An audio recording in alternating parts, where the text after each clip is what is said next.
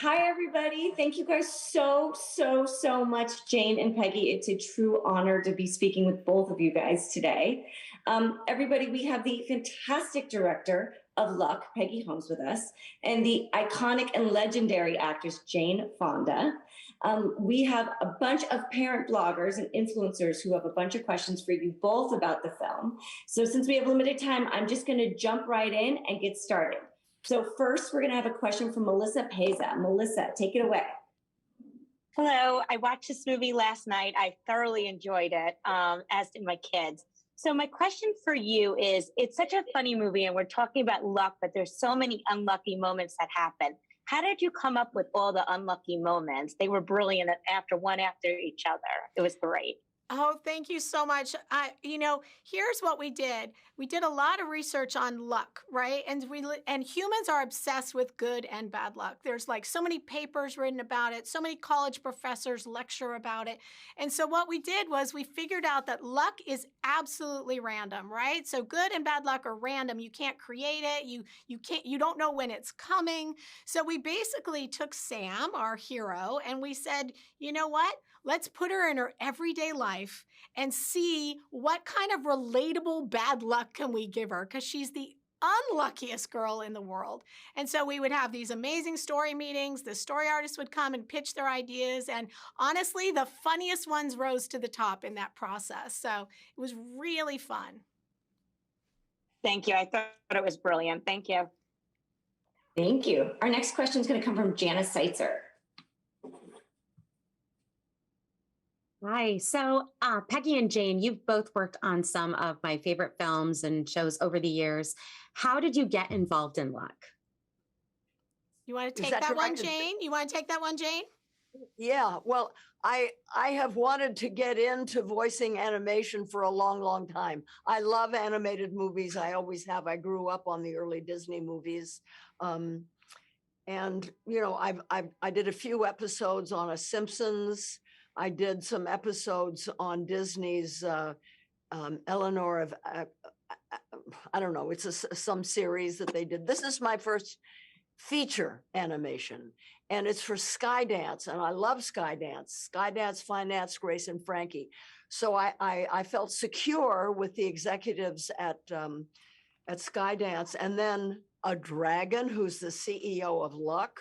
Who wouldn't want to do that? And then I got a chance to talk to Peggy and the animation people early on in the process. So, I got a chance to have a little bit of influence on aspects of the dragon, of, like her name.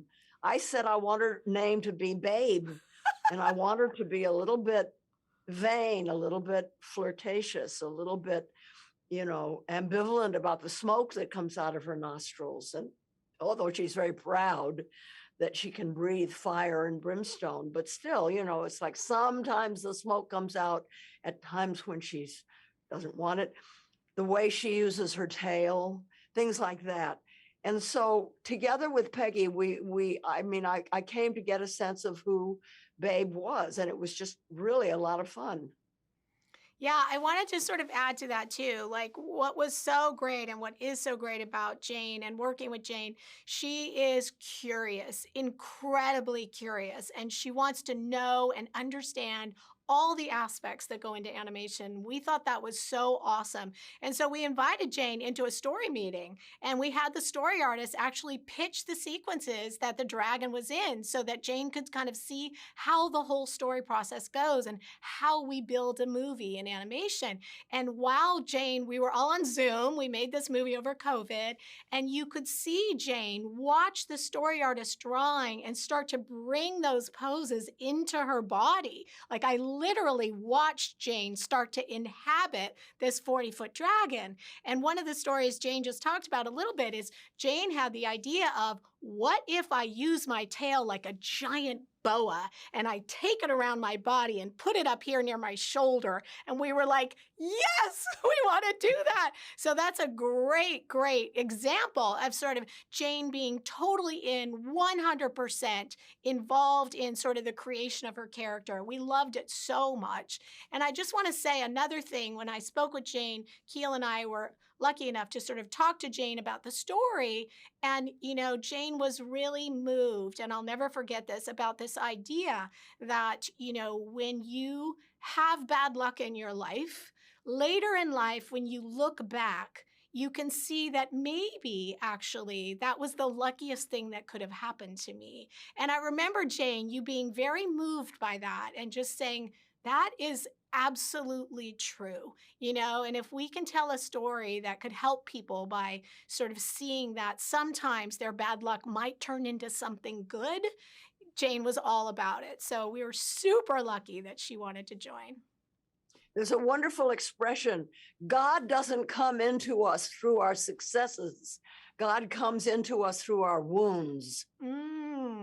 I think that speaks to the theme of luck. Yeah, for sure. And when you think about luck, guys, all of us as humans, we experience good and bad luck every day in our lives, but it's random. You can't predict it. You can't make it happen.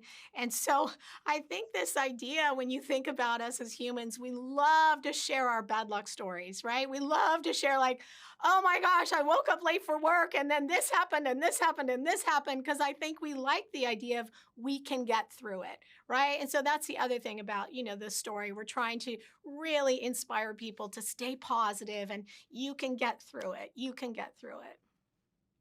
It's such a great movie. Thank you. Such a good perspective, too. I love that quote, Jane. That is really, really hammers home. Our next question is going to come from Vina Crownholm. Oh, Vina, you're on mute.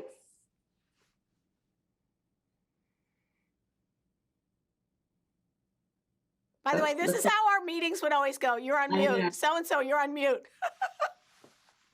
Vina, I don't think we can hear you, sweetheart. Okay, I'm going to call on somebody else and then we'll come back to you. Our next question is going to come from Christine, Carter, and Kennedy. Thank you, Christina. Loud. Okay, go ahead. Hi, my name is Kennedy and I'm with the Patricios. My question is for Jane. And what was your favorite scene in the movie? My favorite, thank you. I'm so glad to be talking to young people. My favorite scene in the movie was, I think it's the first time that you see Babe, if I'm not mistaken. She's in her office and she sees Sam, who she thinks is a leprechaun, but a tall leprechaun. I love that whole scene.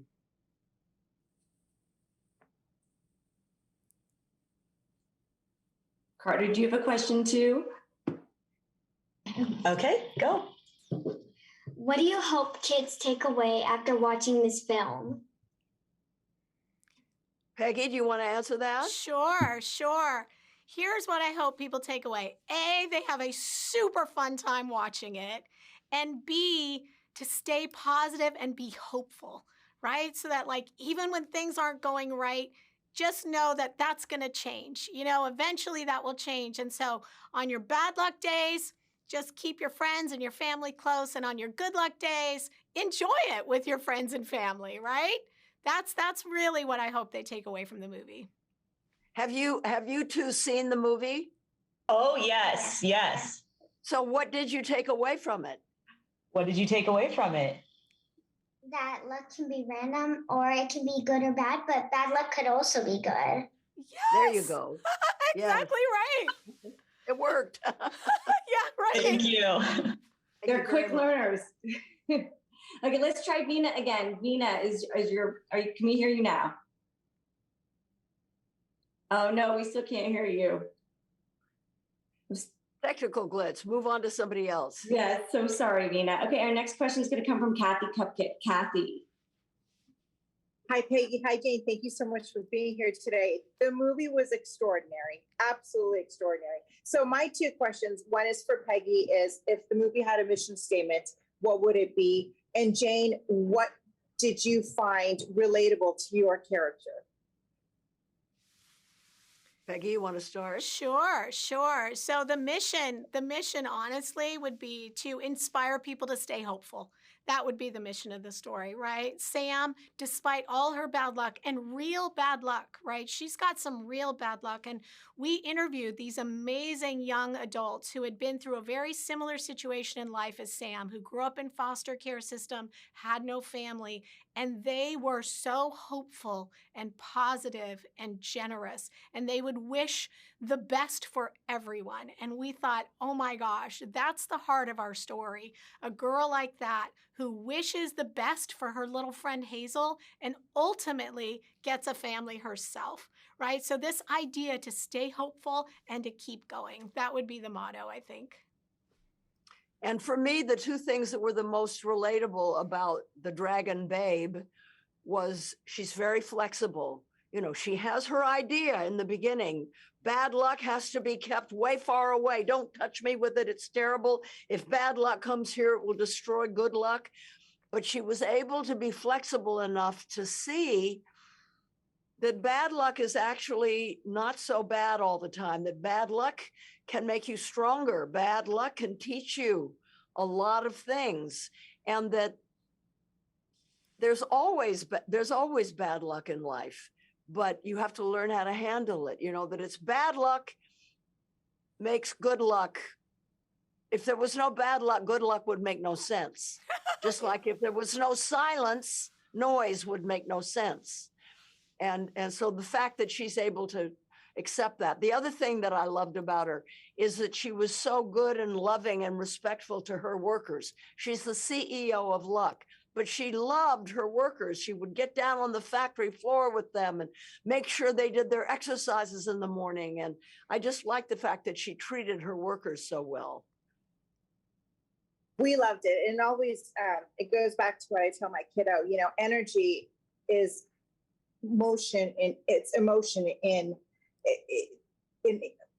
you've got to, it's not how you react. It's you've got to make sure that you're reacting to things positively. And even if it's good or bad, you just have to, you know, find the good in everything. So thank you, you guys. I appreciate it. Thank you. Okay, we're gonna try Vina one more time. If not, I have her question. We thought we got the technical glitch fixed. Hello. Yay! So I love the movie, and I'm a big believer in good and bad luck, because you can't appreciate good luck without having some bad times. But I was just wondering if you both had any like good luck rituals before you start a job, or like anything in life that you kind of grew up with that kind of play into this movie. Oh, Is that for Jane? yeah, go ahead, Jane. Yeah. Okay. Well, I didn't grow up with it because I had to develop it as I went through life, because I had a lot of bad luck. And, you know, one of the things is meditation, which in a way is a form of prayer. What meditation does is you become totally still and present in the moment and follow your breath and try to empty your mind out and just be still. And when I come out of that, I very often have answers to my problems, and I'm very often much better able to deal with the bad things that come along, and I'm much more present and centered. So that's what I do when I need luck.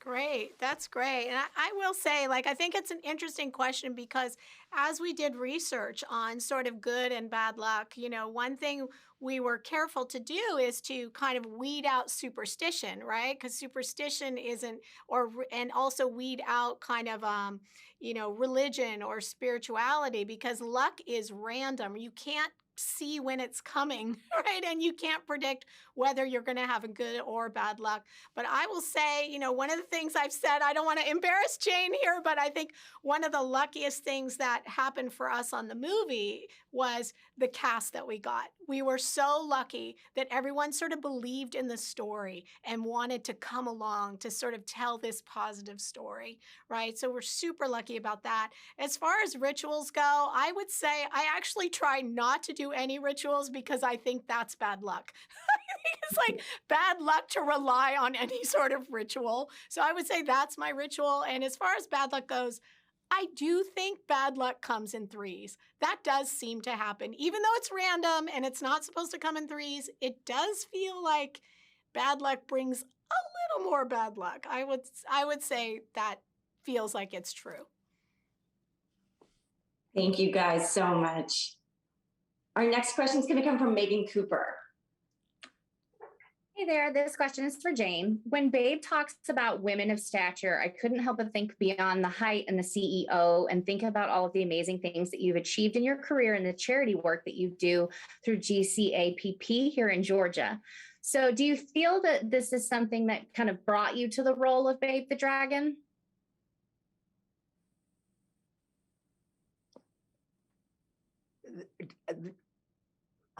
Did activism bring me to the role of I guess the dragon? just in terms of it's more about not just your stature as a dragon, the height of it and being the CEO and whatnot, but just, you know, I felt like there was a little twinkle there in terms of being so up there with your activism and all the good work that you would do for your character.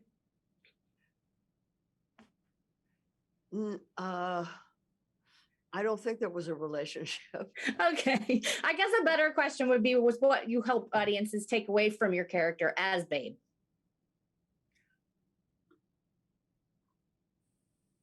Her ability to let go of previous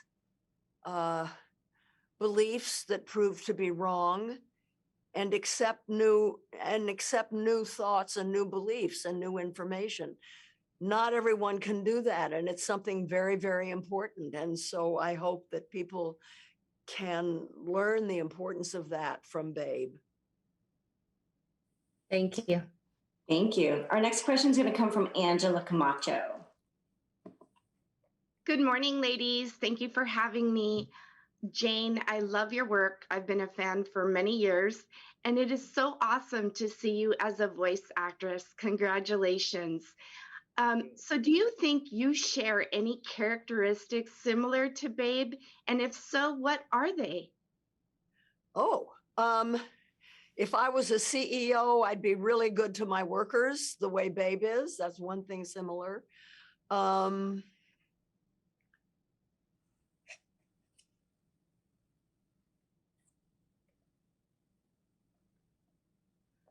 Being a romantic. I was going to say passion for sure. Passion, yes. Having a big flair. Vanity. Those are some of the things that I have in common with Babe. I love it. I love that your own personal personality came and showed through this character. Congratulations. Thank you so much. You guys, we have time for one more question with these amazing, talented women. It's going to come from Candy Olivares. Hi, good morning. It's amazing to speak with you both. So my question is for Jane. Jane, when you were, you've spoken a lot about the setup for the character. Before you started filming, since you did so much work on the back end with Peggy, how did you prepare for Babe the Dragon? Beyond my conversations with Peggy, I didn't, frankly. I didn't. I just went into the recording studio and tried not to hit the mic and tried not to get carried away so that I wasn't talking into the mic. I did that a lot. I tend to get very carried away. And then, Peggy is a fantastic director. And so I listened to Peggy and was very grateful for her help. Yeah, and let me just add to that. Like, Jane is so trusting and so willing to try anything. And like I said, she puts the whole character in her body. So when she's talking about not hitting the mic, it's an amazing skill to take all that physical life of a 40-foot dragon and put it in your voice, but you can't move around while we're recording, right? So Jane was really, this is her first time doing this big of a character in animation, and she took to it like that. But she was definitely she put the character in her body, and we felt that in her performance. Like, it's really incredible, and it's an amazing skill to be able to take something that physical and put it all in your voice, right? Because we're not seeing Jane's body while she's doing it. We're only hearing her voice performance. So it was really fantastic to watch. It was amazing. And we had a lot of meetings where she and our writer, Keel, and myself would sit together and talk about the scenes and talk it all out, so that once we got to the records, Jane knew everything about the moment, and she was really free then at that point